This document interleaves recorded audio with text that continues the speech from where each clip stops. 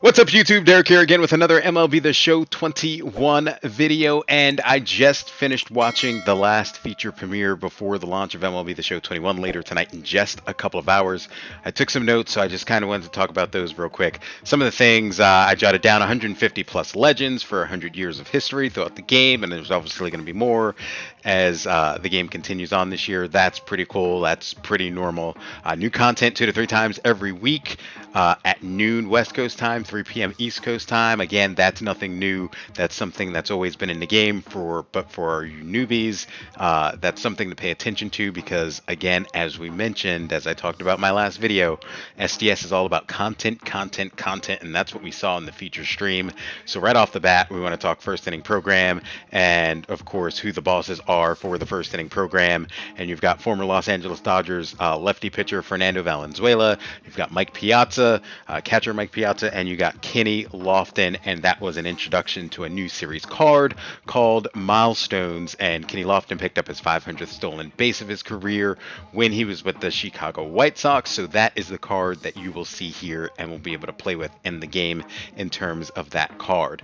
Some of the other things I saw I thought was pretty interesting: Conquest prospect packs, because prospects were new last year, so they're bringing prospects back into the game again this year. So it looks like you can earn some of those cards throughout Conquest, so that's pretty cool. And then one of the big things they talked about is how you earned the World Series rewards and how you earn the BR rewards Battle Royale, which is going 12-0 in the game in 3 inning games versus other online players. That was how you won the BR rewards, was by going 12-0, something that's super hard to do, but it separated the elites from everybody else. But there's now another way of earning those BR rewards, and they go by a point system. So in BR, it's 1 point per win, and then there's also moments that you can do to earn those BR rewards, or you can go 12-0. So if you're not good enough to go 12-0, there's still a way that you can earn those BR rewards. And they did the same thing with ranked seasons in terms of the World Series rewards. It was obviously making it to the 900 level, which is World Series level, or now you can do it by picking up wins in ranked seasons before that inning program is done, which is about every 30 days. And at least in inning program number 1, that limit is 40 wins. So you get to 40 wins before the first inning program is done, and you get to earn, or you get to choose, those World Series rewards. And we know what those are: is Prince Fielder, Ryan Sandberg, and Nolan Ryan. So I thought that was pretty cool. Another way to get cards in the game. They added daily moment programs for rewards, so that's pretty cool. So every day you get to do different moments to get different rewards every day. That's pretty cool. They brought the evolution programs back, so you get to prestige certain guys, and some of the guys that they showed, Mickey Mantle and Jason Giambi. Team Affinity is back, but they did it differently. It's, instead of 30 different Team Affinity programs for each team, it looks like it's 6 stages now, 1 for each division: American League East, West, Central; National League East, West, Central. And then when you complete those, you get to choose one of 5 players, which would represent one guy from each team. So that's how you get to your 30, and you can obviously do that multiple times to get to those 30 players. So that's a little bit different from last year. This one's big for Diamond Dynasty. A lot of people have been talking about this, but now you have uniform options in Diamond Dynasty, so you can earn different uniform sets throughout the game. So I'm a big Mets fan, so if I want to use the all-white uniforms, let's say from the early 2000s, I can probably earn that and win that. I did see the black uniforms in one of the card sets. If I wanted the 1969 Mets uniforms, I can probably earn that. So now your DD team, not only can you create a uniform now, but it looks like you can use it doesn't look like you can use customizable uniforms in DD in terms of having Major League Baseball uniforms and also minor league baseball uniforms. We do know the collections, the live series collections. For the season, David Ortiz is the American League collection. You have Alfonso Soriano is the National League selection, and Chipper Jones is the collection for collecting everybody in all of Major League Baseball. That's all the live series cards in the game.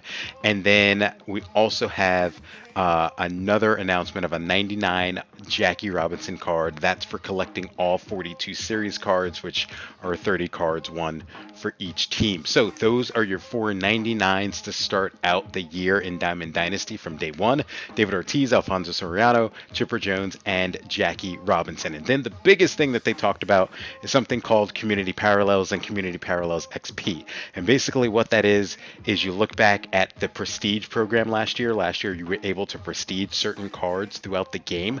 So you could take them from one level of card to a higher level, and their attributes were improved by 3 points per attribute rating. But it looks like now this is this is amazing, and this was also the reveal of the Roman numerals 1, 2, 3, 4, 5 that we saw a couple of times during this off season. Is now every card in the game, especially every live series card in the game, is now prestigiable up to 5 levels. So that's where you get your 1, 2, 3, 4, 5. So real quick, let's start with Brandon Nimmo because I'm a huge Mets fan. Let's say he starts out as a 77 out in center field for the New York Mets to start the game. I can prestige him from a level 1 to a level 2, and maybe that bumps him up to a 79, and then to level 3 that bumps him up to an 81, and then a level 4 that bumps him up to an 83, and then a level 5 maybe that bumps him up to an 85. SDS did an incredible job with this because they're also keeping track with the community, which is why they call it Community Parallels XP.